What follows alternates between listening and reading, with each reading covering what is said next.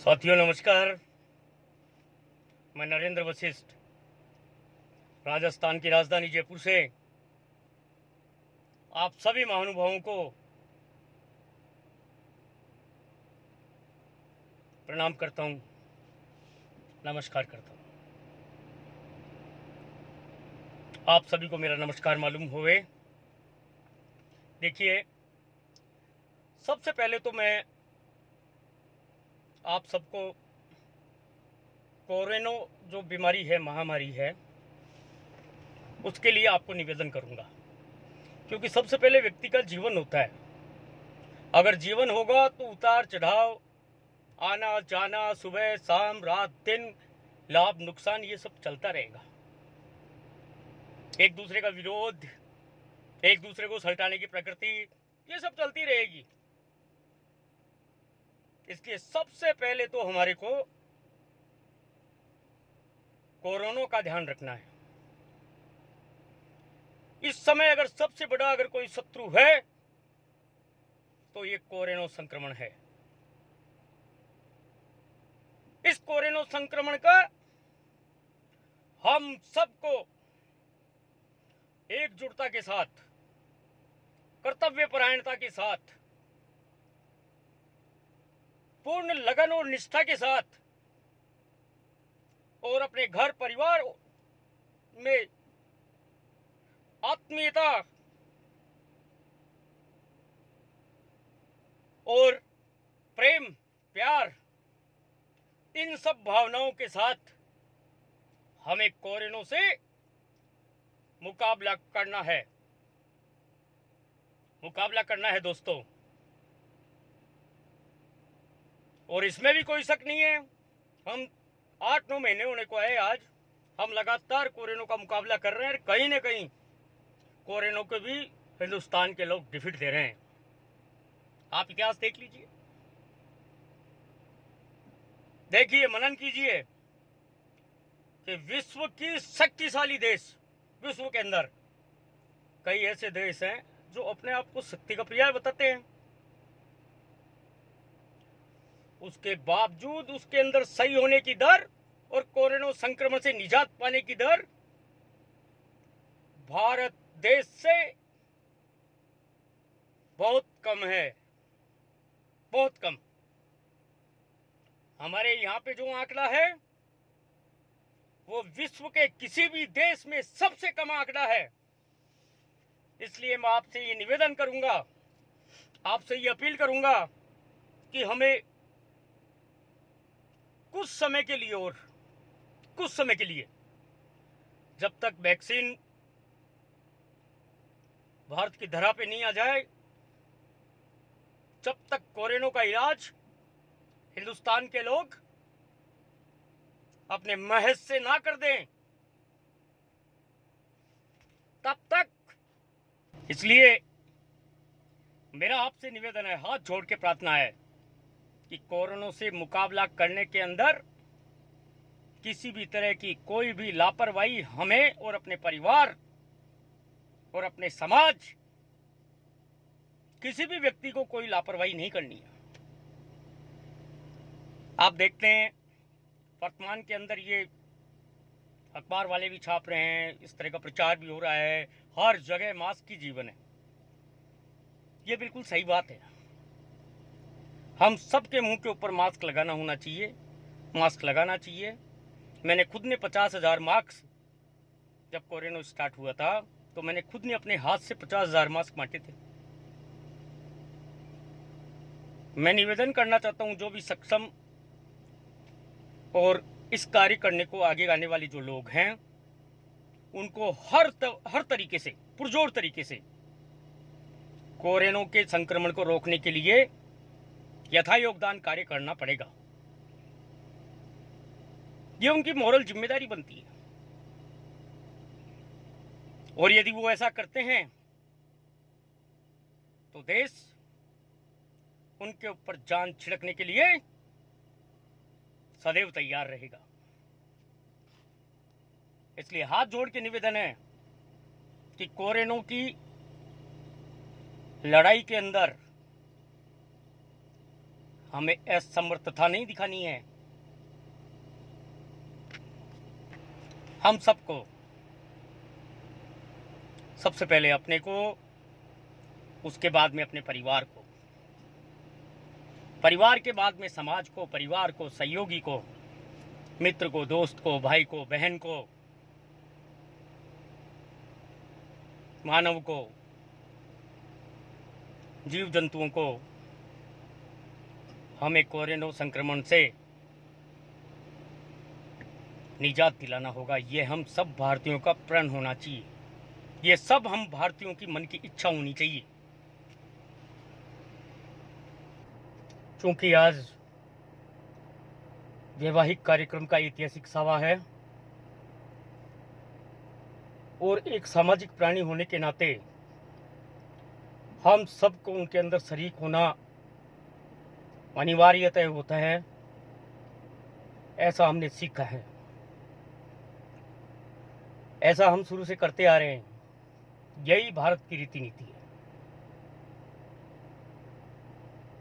लेकिन एक निवेदन कर दूं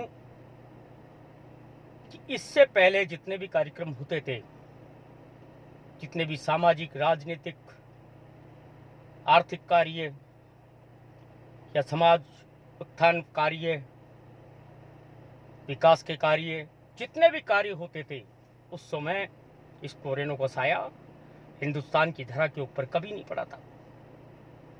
कोरोना कभी भी कहीं भी नहीं था। लेकिन नौजवान दोस्तों, वर्तमान के अंदर कोरोना जबरदस्त तरीके से संक्रमित करने के लिए लगा हुआ है। आप रोज अखबार देख लीजिए, आप देखिए, सारे रिकॉर्ड तोड़ दिए। और राजस्थान के अंदर तो, और राजस्थान में भी जयपुर के अंदर हमारी लापरवाही के कारण से, हम लोगों के सहयोग के कारण से, हम लोगों के लापरवाही के कारण से बड़ी भयावह स्थिति होती जा रही है दोस्तों, भयावह स्थिति हो रही जा रही है। दीपावली का त्योहार आया, हम सब ने दीपावली मनाई। क्या हमको ये चाहता था कि कोरोना बढ़े? लेकिन फिर भी महज के अंदर यही बात रखे कि त्योहार भी जरूरी है तो जीवन भी जरूरी है। लेकिन कुछ हमारे साथियों ने लापरवाही की, किसी भी रूल्स एंड रेगुलेशंस को नहीं माने, तो उसका नतीजा ये हुआ। देख लीजिए, आज कोरोना का जो बढ़ने का अनुपात है वो पिछले सारे रिकॉर्ड तोड़ रहा है, सारे रिकॉर्ड तोड़ रहा है। इसलिए मेरा हाथ जोड़ के ये निवेदन है आपसे, आज सावे का ऐतिहासिक दिन है। कोशिश करिए कि कम से कम हम कार्यक्रमों के अंदर उपस्थित हो, और उसके लिए कम से कम यदि कोई बहुत जरूरी हो कि साहब ये तो जाने के बगैर काम होगा ही नहीं, यहां तो जाना ही पड़ेगा, तो हाथ जोड़ के आपसे निवेदन है कि आप केवल आशीर्वाद देने के लिए पधारें, लेकिन सोशल डिस्टेंसिंग की पालना करें। आपके मुंह के ऊपर हमेशा मास्क होना चाहिए, क्योंकि आपकी गैर जिम्मेदाराना हरकत, आपकी गैर जिम्मेदारी उस परिवार को या उस विवाह के अंदर आए हुए व्यक्तियों को हो सकता है जान हाथ धोनी पड़े। इसलिए मास्क आपके मुंह पे होना चाहिए, सोशल डिस्टेंसिंग आपकी होनी चाहिए, और कोविड को देखते हुए जो रूल्स राजस्थान की, हिंदुस्तान की सरकार ने जो लगाए हैं, जो नियम जो बनाए हैं, उन नियमों का ईमानदारी के साथ पालन करना हम सब की वचनबद्धता रहनी चाहिए, वचनबद्धता रहनी चाहिए। आज बड़ा संकट का समय आ गया है।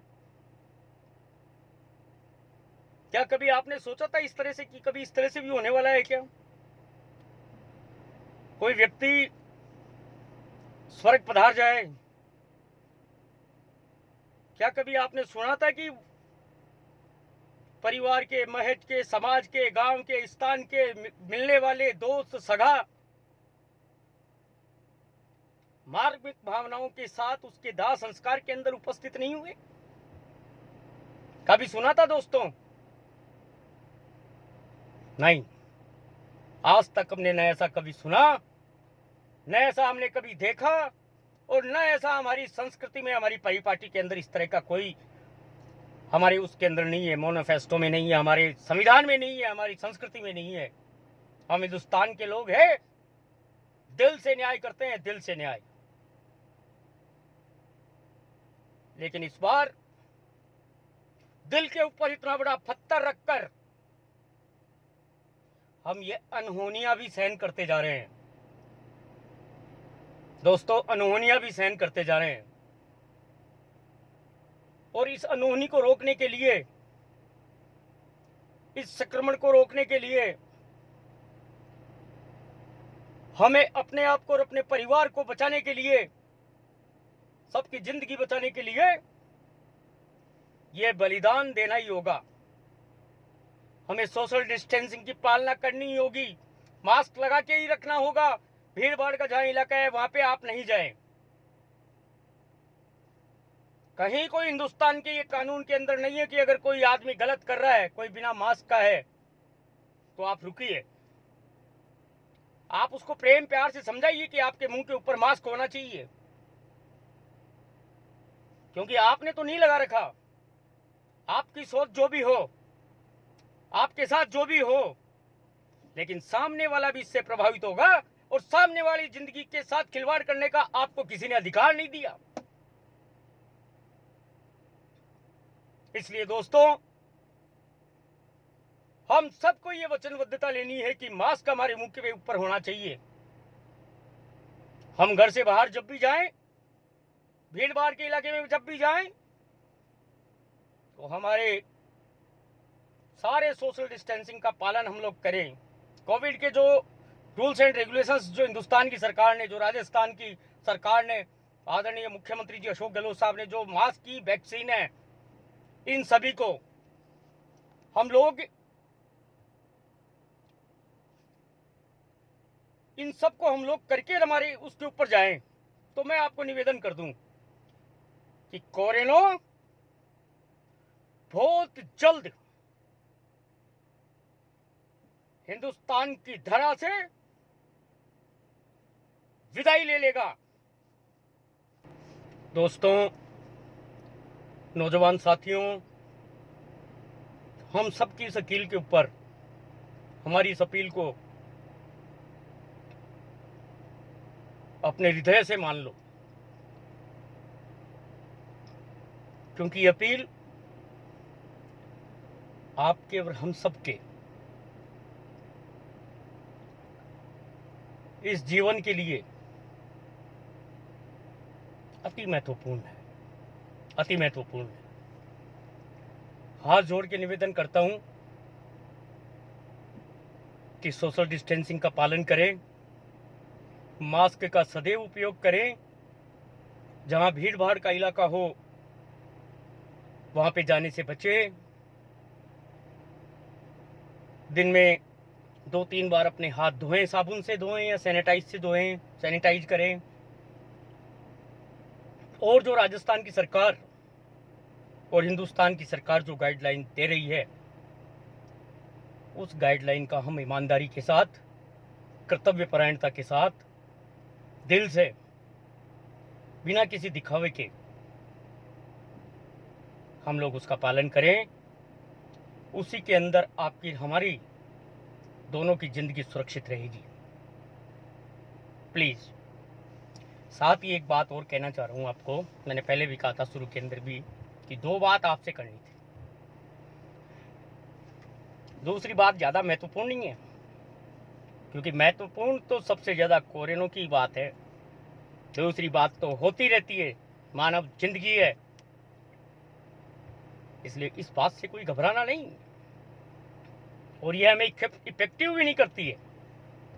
लेकिन फिर भी जिस तरह से 5-6 दिन से लोग बागों का, जिससे मेरे से बात हुई, मुझे फ़ोन किया, लोगों ने मेरे से बातचीत करने की कोशिश की, मैं आपको निवेदन कर दूं कि मैंने इस बार पार्षद का चुनाव लड़ा। मैं चुनाव नहीं जीत पाया, ये मेरी किस्मत कह सकते हो आप उसको, कि ये मेरे भाग्य में नहीं था, मेरी किस्मत अनुकूल नहीं थी, जब भी तो जीता हुआ चुनाव हार गया। इसलिए मैं इसके लिए किसी को दोष नहीं देता। मेरे में जितनी सामर्थ्यता थी, जितना मैं लोगों को कन्विंस कर सकता था, जितना मुझे आम जन के लिए काम करना था, आप इतिहास उठा के देख लीजिए। इस नरेंद्र वशिष्ठ ने बिना पार्षद रहते हुए भी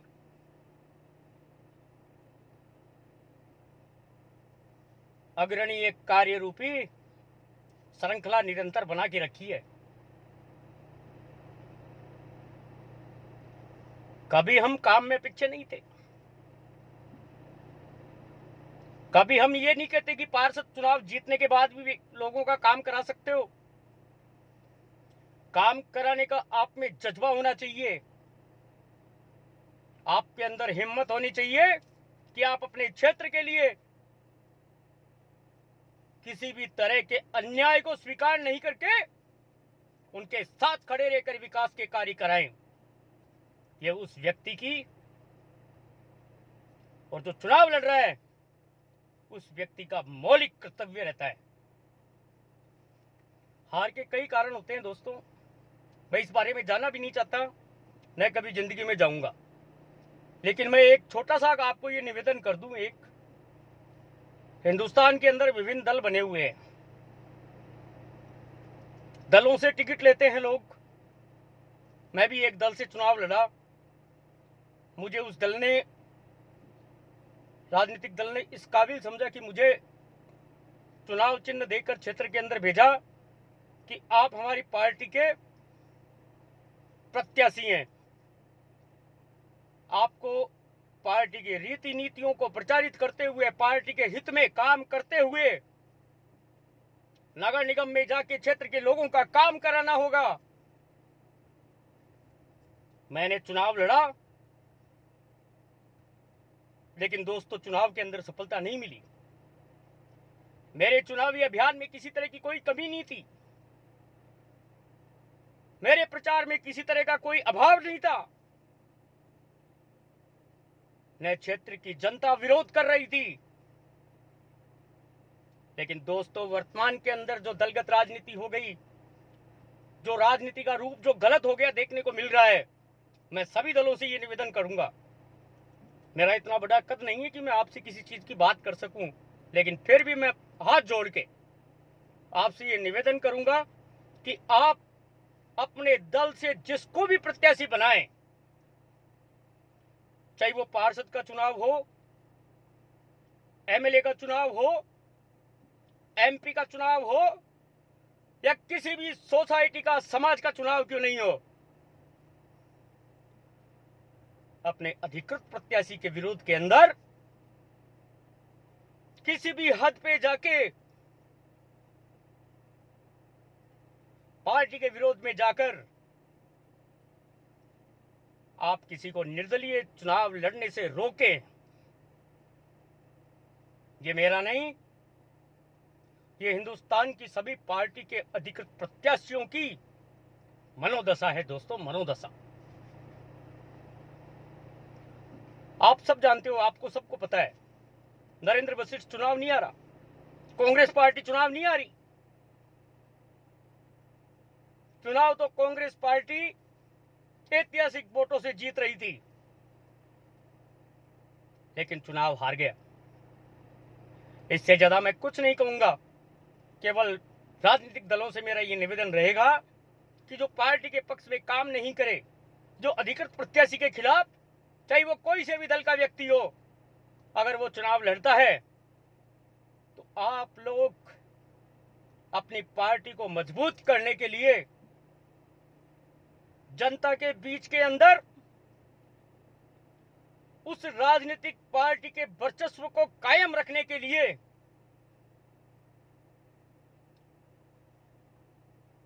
उस चुनाव के विरुद्ध में लड़े हुए व्यक्ति को आगामी समय के अंदर पार्टी के अंदर कार्य करने से रोका जाए, जिससे उसको अपना परिणाम का खामियाजा भुगतना पड़े। नहीं तो ऐसे तो कोई भी चुनाव लड़ता रहेगा, टिकट लेके एक जना आएगा और बाकी सारे वैसे व्यवस्था कर देंगे, वैसे सलटा देंगे। क्योंकि अपने यहाँ हिंदुस्तान के अंदर सलटाने की बड़ी जबरदस्त प्रक्रिया है। सलटाने की टिकट एक को ही मिलता है, लेकिन सारे मिलकर सलटाने के अंदर बहुत माहिर है।